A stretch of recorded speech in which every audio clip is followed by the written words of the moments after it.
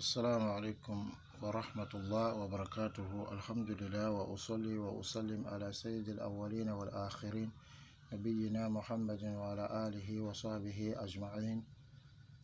Amma ba'd, aujourd'hui on va parler de Al-Ghusl, le bain rituel au grand lavage. Sur la leçon 4 du deuxième chapitre. Alors, Al-Ghusl, lughatan, سيلان الماء على شيء ou على البدن, le fait de faire couler l'eau sur le corps. Là, c'est la définition de Al-Ghusl, le lavage dans la langue. Dans la charia, c'est alors إفراغ الماء الطهور على الجسد مع الدلك بنية رفع الحدث. Ce fait donc de déverser l'eau puis purificatrice sur le corps tout en frottant, et tout ceci avec l'intention donc d'enlever l'impureté, ou bien d'enlever l'état d'impureté. Et donc, dans la charia, on entend donc par ghusl, le bain rituel, le fait donc de déverser l'eau purificatrice sur le corps tout en frottant, avec l'intention donc d'écarter, donc d'enlever l'impureté. Alors, Mujibatul Ghusl, qu'est-ce qui fait qu'on est obligé de faire le bain rituel? Parmi les choses, Khurujul Mani Mutadaffiqan Billadhatin Fil Jama' aw al-Ihtilam. C'est la sortie donc de sperme, lorsque ça soit avec pression et avec désir, donc une sortie habituelle, que cela soit dû à un rapport sexuel ou que cela soit dû à un rêve, donc sorti sous pression avec désir, donc du sperme, de façon habituelle. Donc ce n'est pas dû à quelque chose d'inhabituel, que cela se passe en état de veille, c'est-à-dire par rapport sexuel, ou en état de sommeil, c'est-à-dire par rêve érotique. La preuve de cela, c'est le hadith de Rasulullah sallallahu alayhi wa sallam, où il dit Innamal ma min al ma, c'est-à-dire lorsque l'eau sort, c'est l'eau aussi qu'on prend pour purifier. Lorsqu'il y a sorti des spermes, c'est l'eau qu'on prend pour purifier. L'hadith est rapporté par Muslim. Dans le hadith de Sulaym radiallahu anha, elle est venue dire Ya Rasulallah, hal ala al-mar'ati ghuslun إذا هي احتملت قال نعم إذا رأت الماء متفق عليه. Sulaym dit radiallahu anha, dans la hadith numéro reconnu authentique, est-ce que la femme fait le bain rituel lorsqu'elle a fait un rêve érotique? Rasul a dit sallallahu alayhi wa sallam, oui, si elle voit l'eau. L'eau ici, il fait allusion au sperme. Ensuite, deuxième des choses pour lesquelles on est obligé de faire le bain rituel, c'est ilaju al-dhakar fil farj, l'introduction du gland dans le vagin.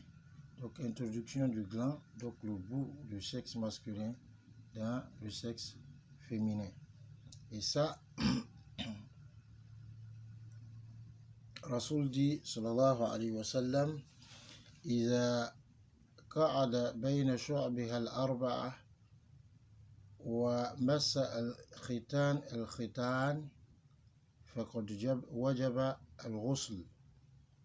Hadith, il est unanimement reconnu authentique. C'est-à-dire lorsque le Il dit lorsque al-khitan, c'est l'endroit où l'excision est faite, ou bien aussi chez l'homme, l'endroit où la circoncision est faite. Donc lorsque ces deux-là se rencontrent, donc rencontre, c'est-à-dire qu'il y a introduction, il dit le bien rituel devient obligatoire, ou l'âme yonzil, même si rien ne sort de lui comme sperme. La troisième des choses, c'est al-khayt, les menstrues. On est obligé de faire les menstrues et de faire les ablutions, le bain rituel à la sortie des menstrues. Et c'est dit lorsque les menstrues s'interrompent. Alors, on ne fait pas le bain rituel avant l'interruption des menstrues. Si on fait le bain rituel avant l'interruption des menstrues, c'est nul, on ne peut pas prier. Comme Allah a dit, ils vont t'interroger au sujet des menstrues. Dit c'est un tort, écartez-vous des femmes lorsqu'elles sont en état de menstrues, c'est-à-dire n'ayez pas de rapport sexuel avec elles. Comme Rasul a dit sur la salam, dans cet état, tout est permis sauf le rapport sexuel. Il dit jusqu'à ce qu'elles se purifient. Si elles se sont purifiées, donc venez à elles comme Allah subhanahu wa ta'ala vous l'a ordonné, d'où Allah subhanahu wa ta'ala vous l'a ordonné.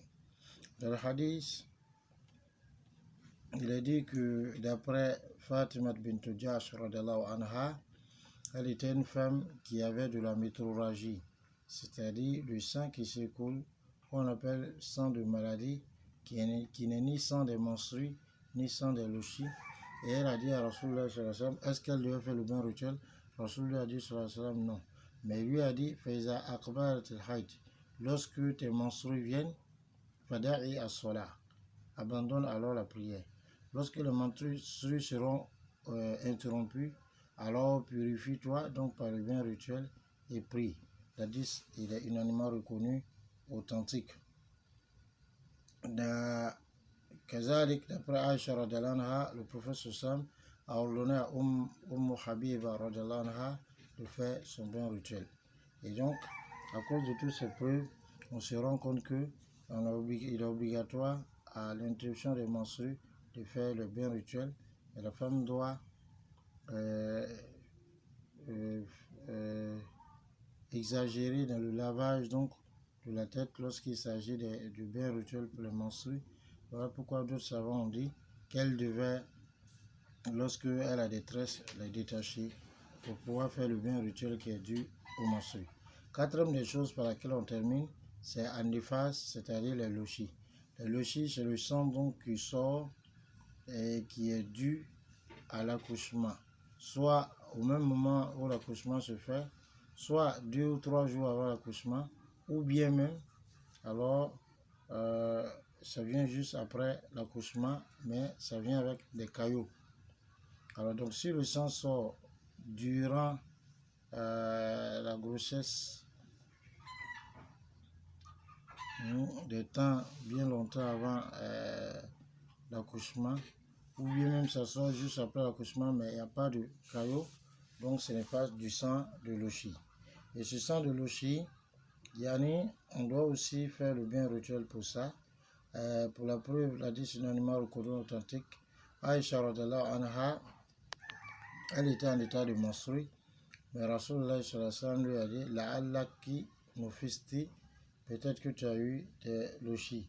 Rasulullah sallallahu alayhi wa sallam a comparé les menstrues aux louchis, et donc les savants disent à cause de cette comparaison, il est obligé donc aussi de faire le bain rituel pour l'interruption du sang des louchis. Et une autre preuve, c'est que les savants sont unanimes sur le fait que le bain rituel est obligatoire à la femme en période de louchis, lorsque les louchis sont terminés, tel qu'il est obligatoire à la femme en état de menstruer lorsque c'est terminé.